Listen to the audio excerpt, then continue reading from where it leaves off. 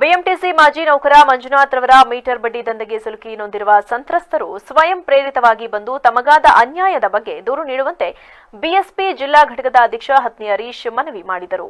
ಅರಕಲಗೂಡಿನಲ್ಲಿ ಶುಕ್ರವಾರ ಪತ್ರಿಕಾಗೋಷ್ಠಿಯಲ್ಲಿ ಮಾತನಾಡಿದ ಅವರು, ಮೀಟರ್ ಬಡ್ಡಿ ದಂಧೆ ಕುರಿತು ಪಟ್ಟಣ ಪೊಲೀಸ್ ಠಾಣೆಯಲ್ಲಿ ಮಂಜುನಾಥ್ ವಿರುದ್ಧ ಪ್ರಕರಣ ದಾಖಲಾಗಿದ್ದು, ಈ ಹಿನ್ನೆಲೆ ಸಹಕಾರ ಸಂಘಗಳ ಉಪನಿಬಂಧಕರು ಅವರ ಮನೆ ಮೇಲೆ ದಾಳಿ ನಡೆಸಿ ಹಲವು ದಾಖಲೆಗಳನ್ನು ವಶಪಡಿಸಿಕೊಂಡಿದ್ದಾರೆ. ತಾಲೂಕಿನ ನೂರಾರು ಕುಟುಂಬಗಳು ಇವರ ಬಡ್ಡಿ ದಂಧೆಗೆ ಸಿಲುಕಿ ನೋವನ್ನು ಅನುಭವಿಸುತ್ತಿದ್ದರೂ ಭಯದಿಂದ ದೂರು ನೀಡಲು ಮುಂದೆ ಬರ್ತಿಲ್ಲ.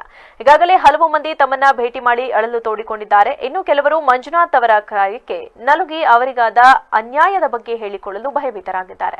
ಈ ಪ್ರಕರಣವನ್ನ ಪೊಲೀಸ್ ಇಲಾಖೆ ಗಂಭೀರವಾಗಿ ತೆಗೆದುಕೊಂಡು ಈಗಾಗಲೇ ಮಂಜುನಾಥ್ ಅವರನ್ನ ಬಂಧಿಸಿದೆ. ನೂರಾರು ಜನರಿಗೆ ಅನ್ಯಾಯವಾಗಿರುವುದರಿಂದ ಪೊಲೀಸ್ ಇಲಾಖೆ ಈ ಪ್ರಕರಣವನ್ನ ವಿಶೇಷ ಪ್ರಕರಣವೆಂದು ಭಾವಿಸಿ ವಿಶೇಷ ಪೊಲೀಸ್ ಅಧಿಕಾರಿಯಿಂದ ತನಿಖೆ ನಡೆಸಿ ನ್ಯಾಯ ದೊರಕಿಸಿಕೊಡುವಂತೆ ಹಿರಿಯ ಪೊಲೀಸ್ ಅಧಿಕಾರಿಗಳನ್ನ ಕೇಳಿಕೊಂಡಾಗ ಕೂಡಲೇ ಸ್ಪಂದಿಸಿ ವಿಶೇಷ ಅಧಿಕಾರಿಯನ್ನ ನೇಮಿಸಿ ತನಿಖೆ ಪ್ರಾರಂಭಿಸಿದ್ದಾರೆ.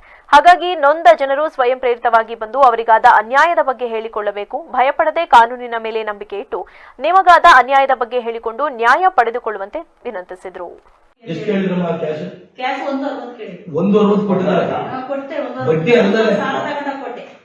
ಬಡ್ಡಿ ಅಲ್ಲದೆ ಮತ್ತೆ ತಗೋಗಿ 1,60,60,000 ಕೊಟ್ಟಿದ್ದಾರೆ.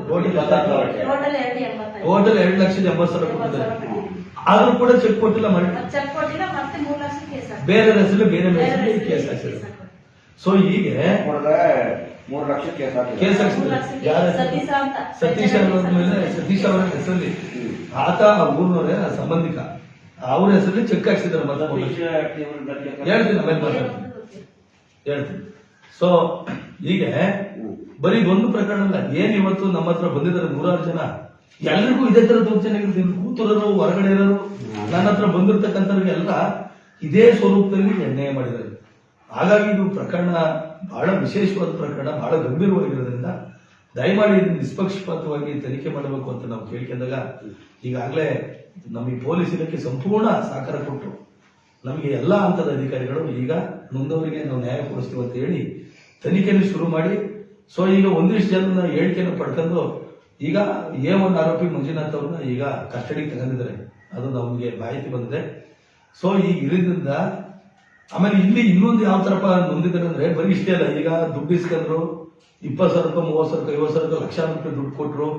ಮತ್ತೆ ದುಡ್ಡು ಕೊಟ್ಟಾದ್ಮೇಲೆ ಅವ್ನ್ ಚೆಕ್ ಮತ್ತೆ ವಾಪಸ್ ಕೊಟ್ಟಿಲ್ಲ. ಚೆಕ್ ಹಾಕ್ಸಿ ನಂತರ ಮತ್ತೆ 2 ಲಕ್ಷ 3 ಲಕ್ಷ 4 ಲಕ್ಷ ಚೆಕ್ ಇನ್ನೊಬ್ರಿಗೆ ಹಾಕ್ಸಿ ಮತ್ತೆ ನೀವ್ ಯಾಕೆ ಚೆಕ್ ಹಾಕ್ಸಿದ್ರಿ ಕೊಡಿ ನಾವು ಚೆಕ್ ಅಂತ ಮತ್ತೆ ಅದು ಮತ್ತೆ ಎಕ್ಸ್ಟ್ರಾ 3 ಲಕ್ಷ 4 ಲಕ್ಷ 1,50,000 ಹಿಂಗೆ ಕೇಸ್ ತೀರ್ಮಾನ ಆದ್ಮೇಲೆ ಇನ್ನೊಂದು ಕೃತಿ. ಕೊನೆಯಲ್ಲಿ ಮತ್ತೊಮ್ಮೆ ಹೆಡ್ಲೈನ್.